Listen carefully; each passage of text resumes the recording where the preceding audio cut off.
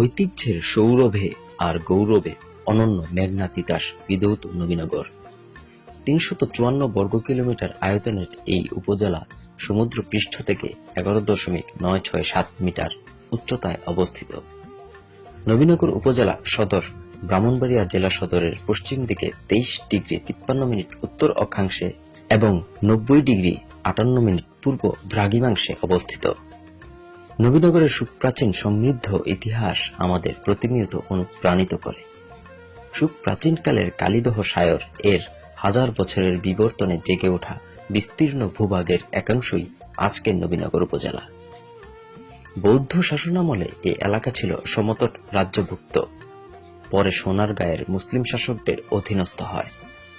মুসলিম শাসনামলে উপজেলার বেশিরভাগ অংশ বর্দাখাত বা বলদাখাল পরগনা হিসেবে চিহ্নিত।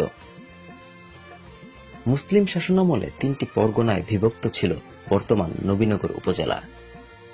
নবীনগর থেকে দক্ষিণমুখী সুবাহিত বুড়ি নদীর বা তিতাস নদীর পূর্ব অংশ ছিল নূরনগর পরগনাভুক্ত, পশ্চিম অংশ ছিল বর্দাখাত পরগনাভুক্ত এবং উত্তর দিকে মেঘনা ও তিতাস পাড়ের অংশ ছিল শাহবাজপুর জনপদের সরাইল পরগনা। নবীনগর উপজেলার নামকরণ নিয়ে মতভেদ রয়েছে, তবে ইংরেজ শাসনামলে ভারতবর্ষের প্রথম ম্যাপ রোনাল্ড রে সুনীত মানচিত্রে নবীনগরের নাম গুরুত্বের সাথে উল্লেখ থাকায় এর সুপ্রাচীনত্ব প্রমাণিত হয়। 1875 সালে নবীনগর থানা প্রতিষ্ঠিত হয়। 1873 সালে নবীনগরে মুন্সেফ আদালত চালু হয়। 1983 সালের 24 মার্চ নবীনগর থানাকে আনুষ্ঠানিকভাবে উপজেলায় উন্নীত করা হয়। নবীনগরের লাঠি খেলা ও ষাঁড় দৌড় এই উপজেলার সাংস্কৃতিক ঐতিহ্যের বিশেষ দিক। নবীনগরের নামকরণ নিয়ে 2টি ধারার জনশ্রুতির প্রচলন রয়েছে। প্রথম ধারার জনশ্রুতি অনুসারে সুপ্রাচীনকালের জনৈক নবীনচন্দ্র নামক রাজার নামানুসারে নবীন এবং গড় শব্দের অপভ্রংশ নিয়ে নবীনগর নামকরণ হয়েছে। কিন্তু এ এলাকার সুপ্রাচীন ইতিহাসে নবীনচন্দ্র নামে কোনো রাজা এমনকি জমিদারেরও সন্ধান পাওয়া যায়নি বলে এই জনশ্রুতি মেনে নেওয়া যায় না। অন্যদিকে দ্বিতীয় ধারার জনশ্রুতি অনুসারে মুসলিম শাসনামলে ঈদে মিলাদুন্নবীর দিন নবী এবং নগর দুটির সংমিশ্রণে নবীনগর নামকরণ করা হয়েছে। তুলনামূলকভাবে দ্বিতীয় ধারার জনশ্রুতির সপক্ষে সত্যতা পাওয়া যায়।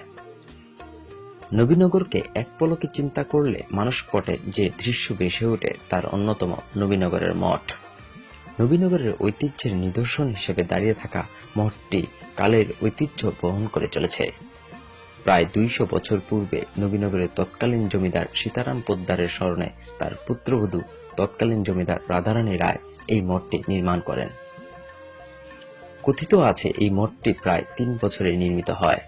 150 ফুট উচ্চতা ও 90 ফুট প্রস্থ বিশিষ্ট মঠটি নবীনগর মৌজাস্থিত সাবেক সেটেলমেন্ট 1 নং খতিয়ানভুক্ত 2661 নং দাগে 0.02 একর ভূমির উপর অবস্থিত। ঐতিহ্যবাহী মঠটি সর্বশেষ 2011 সালে তৎকালীন জেলা প্রশাসক আব্দুল মান্নানের সার্বিক দিক নির্দেশনায় ও নবীনগর পৌরসভার তৎকালীন পৌর প্রশাসক ও উপজেলা নির্বাহী অফিসার শামসুল ইসলামের উদ্যোগে সংস্কার করা হয়। কালের সাক্ষী হয়ে থাকা মঠটি নবীনগরের ইতিহাস আর ঐতিহ্যকে আরো সমৃদ্ধ করে মাথা উঁচু করে দাঁড়িয়ে থাকবে শত শত বছর।